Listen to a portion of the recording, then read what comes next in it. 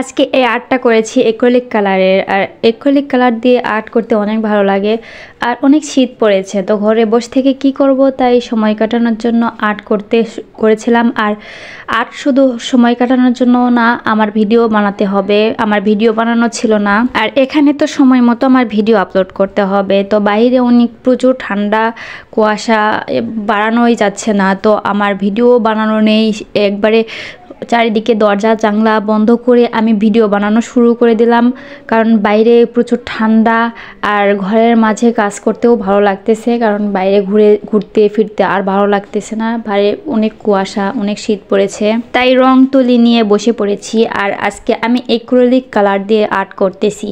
আর এটা শুধু সামথিং ডিজাইনের একটা আর্ট করব, যেখানে আমি আগে রং করে নিয়েছি কোনো ড্রয়িং ছাড়া। ফ্রি ড্রয়িংয়ে আমি এই কালারটা, এই আর্টটা করতেছি। তার জন্য আগে ফ্রিভাবে রঙগুলো ইউজ করেছি, ডিপ কালারটা, তারপরে হালকা কালারগুলো করে করে ফুটে তুলব।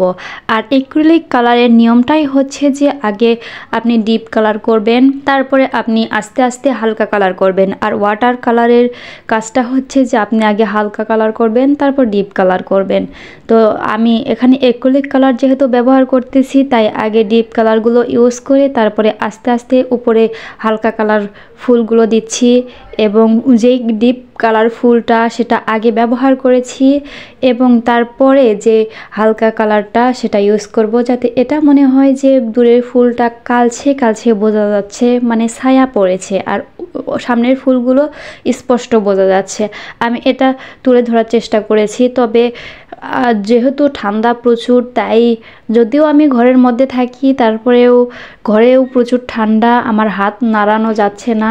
কিন্তু আমাকে তো ভিডিও বানাতেই হবে এবং সময় মতো আপলোড করতেই হবে, তাই ঠান্ডাকে দূরে রেখে আমি ভিডিও বানানোর চেষ্টা করতেছি। আর এতটাই ঠান্ডা যে আমার হাত চলছিল না, হয়তো বা খুব একটা বেশি ভালো হয়নি ঠান্ডার জন্য।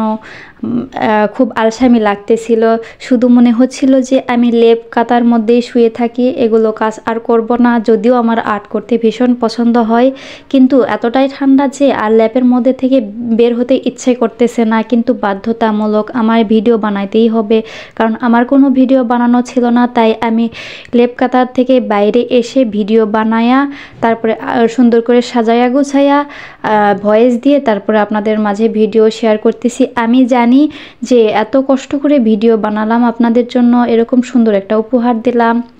ভিডিওটা কিন্তু এত কষ্ট করে বানালাম, কিন্তু হয়তো বা আপনারা অনেকেই দেখবেন না, না দেখে কমেন্ট করবেন, অথবা কমেন্টও করবেন না। তো আমি অনেক কষ্ট করে ভিডিওটা বানালাম, শীতের মধ্যে হাত চলতেছে না। তো এত কষ্টের জন্য তো একটা কমেন্ট এবং লাইক হতেই পারে, তাই না?